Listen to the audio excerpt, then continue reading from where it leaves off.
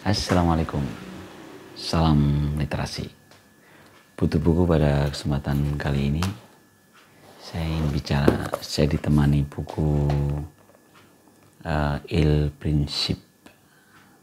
Principe ya, atau Sang Pangeran, Niccolo Machiavelli, atau The Prince gitu ya. Ini buku klasik yang sudah cukup populer ya. Saya banyak membaca.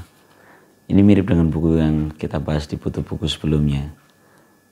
Bukunya Aristotle, Retorika, itu juga udah dibahas oleh banyak buku lain yang membahas tentang buku itu. Nah ini sama prinsip. Sang Pangeran ini udah banyak sekali dibahas oleh para penulisnya. Bahkan di pendahuluannya buku ini itu disebutkan bahwa buku ini adalah buku pedoman para diktator. Sampai sini disebutkan siapa aja diktator yang membaca buku ini. Napoleon Bonaparte, Adolf Hitler, ya. Lalu Stalin, ya.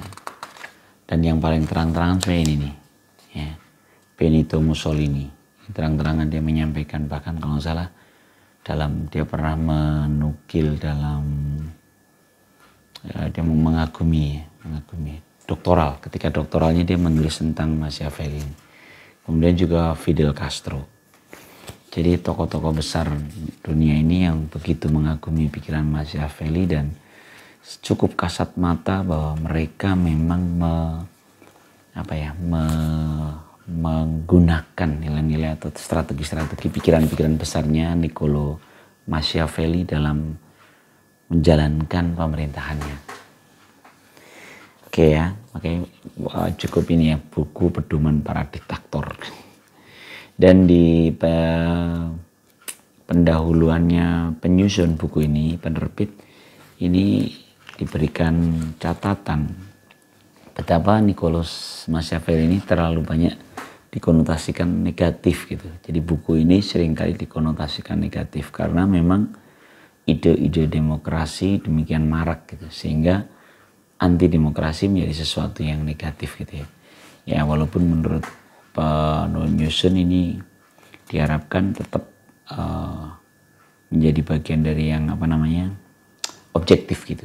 Bahkan di sini disampaikan bahwa Michael Hart ya, itu termasuk mencantumkan pikiran besar Machiavelli sebagai 100 orang yang berpengaruh di dunia.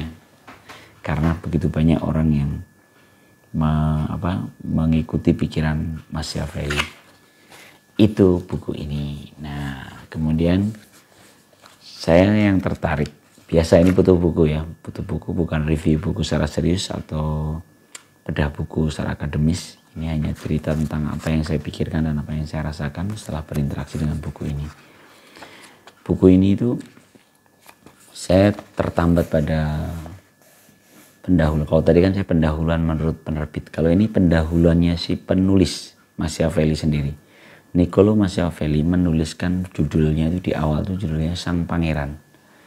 Niccolo Machiavelli ya, penulisnya untuk Lorenzo the Magnificent, putra Piero de Medici.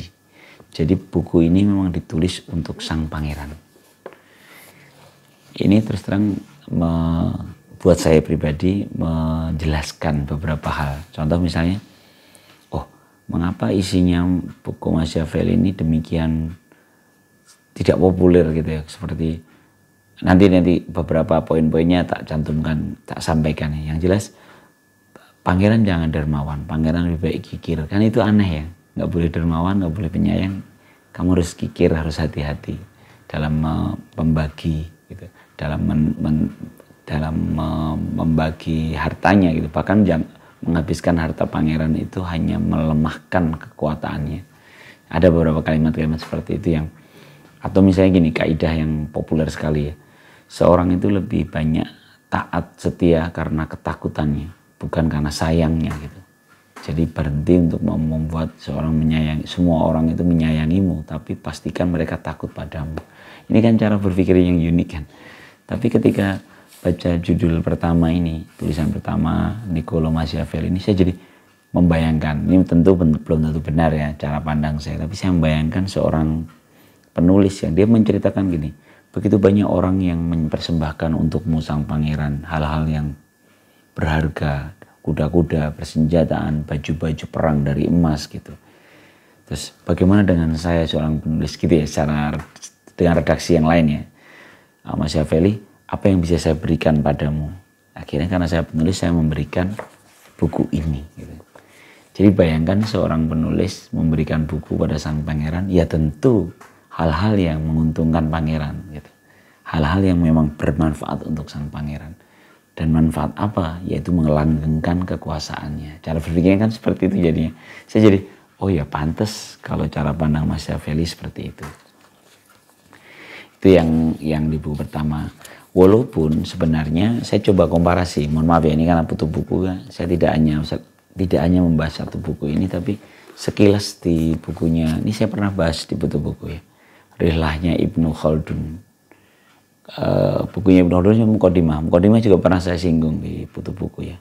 Lebih tebal ya.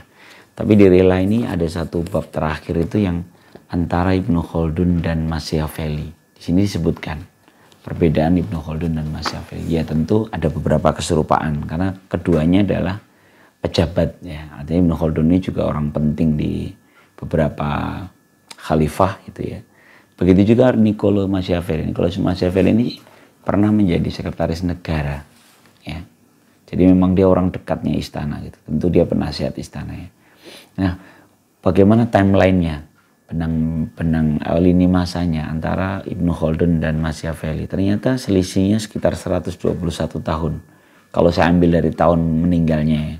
Ibnu Khaldun itu wafat di 1406 Masehi, Niccolo Machiavelli di 1527 Masehi, sehingga ada sekitar 1 abad ya, 121 tahun jeda di antara kedua pemikir ini. Jadi Machiavelli di belakang.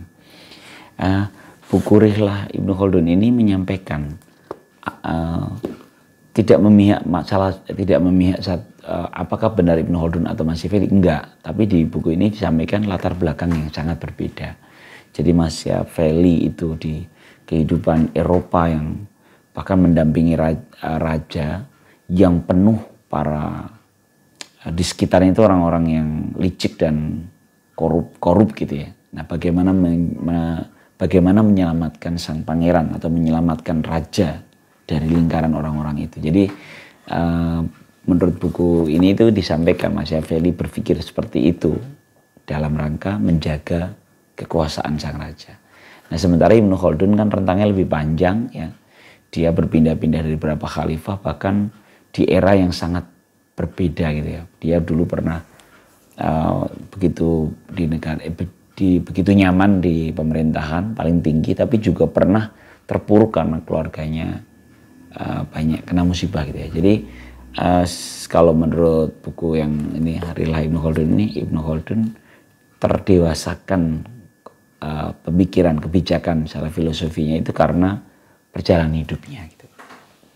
Oke ya, tapi di luar itu keduanya sama-sama membahas tentang bagaimana kekuasaan itu gitu. Seperti umur kekuasaan itu seperti apa ya. Terus jenis pemerintahan itu seperti apa. Ibnu Khaldun masih kurang jelas itu kan. Dia hanya menceritakan khalifah sama kerajaan, terus ya gitu ya. Enggak secara jelas gitu. Kalau Machiavelli clear, paling tidak kerajaan. Pemerintahan itu ada 2, kerajaan dan republik. Ya. Kerajaan itu turun temurun, republik itu ya bisa dikelirkan. Nah, lalu bagaimana cara? Ini beberapa poin yang saya tangkap saja ya, karena kan ini ada 26 judul di Sang Pangeran ini ada 26 judul dan 26-nya menarik sih kalau mau dibaca. Saya termasuk yang menikmati, walaupun ada beberapa kisah-kisah. Kan ini Niccolo Machiavelli ini menuliskan beberapa kerajaan ya. Beberapa nama di situ saya bingung, saya sampai googling nyari lagi. Atau ada beberapa kejadian yang saya belum paham gitu. Apa sih maksudnya gitu. Ada yang di Prancis, ada yang di Italia, tapi kejadian-kejadian di pemerintahan itu oleh Machiavelli dibungkus gitu. Itu sebagai satu teori bagaimana memimpin sebuah kerajaan. Nah, contoh ketika ada satu judul nih, saya lupa di bab mana, masih di awal-awal ya. Bagaimana mengelola kota-kota atau dominion-dominion. Nah, istilah Machiavelli itu dominion, dominasi-dominasi. Jadi penguasa-penguasa kecil itu bagaimana cara raja mengelola mereka. Menurut saya ini teknis sekali, dan inilah yang membuat istilah pendahuluan tadi bahwa ini adalah pedoman untuk para diktator, para pemimpin gitu. Karena ini teknis sekali. Contoh misalnya gini, ketika ada banyak penguasa, apa yang harus dilakukan untuk menguasai mereka? Pertama, rampas milik mereka, rampas dulu. Setelah dirampas, pastikan kita menetap di sana sehingga mereka ada di sekitar kita. Ini resepnya Machiavelli justru. Lalu yang ketiga ini menarik. Biarkan mereka hidup dengan undang-undang mereka, hukum mereka. Jadi Machiavelli itu di bab berikutnya juga dilanjutkan ya.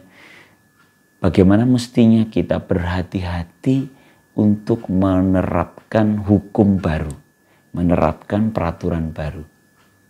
Nah, ini Machiavelli resepnya itu. Biarkan dulu mereka hidup dengan aturannya sendiri. Karena ketika kita menerapkan hukum baru, masyarakat itu cara pandangnya pasti siapa yang diuntungkan dengan hukum baru itu, dan itu akan mengganggu stabilitas.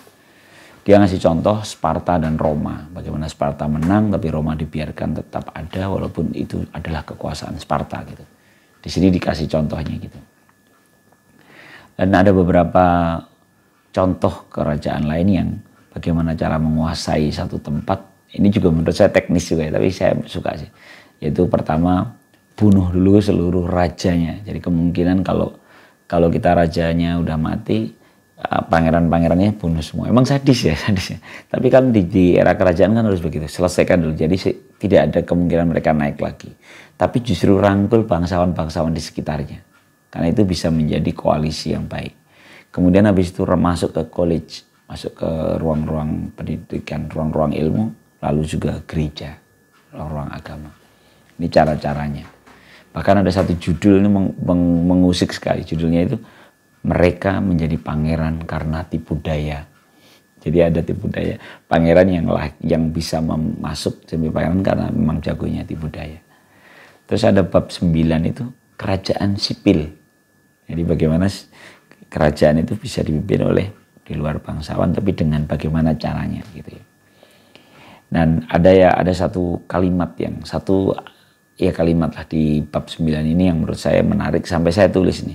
Pangeran yang bijaksana akan mencari jalan di mana para bawahannya akan selalu bergantung dan membutuhkan negara. Dan karenanya mereka akan selalu setia kepadanya. Jadi bagaimana bawahannya membutuhkan negara sehingga mereka akan selalu setia. Menurut saya menarik tuh ya. Bab berikutnya malah cerita tentang bagaimana negara harus bisa diukur. Jadi negara itu harus bisa diukur. Lalu ada juga bab tentang bagaimana kerajaan kegerejaan. Gitu. Jadi basisnya adalah gereja. Lalu bagaimana mengkoordinasi milisi itu dibahas betul. Bagaimana pasukan itu isinya seperti apa yang baik itu. Nah, yang mulai seru itu ketika ngomongin liberalisme dan kekejaman. Jadi kebebasan atau kita kejam.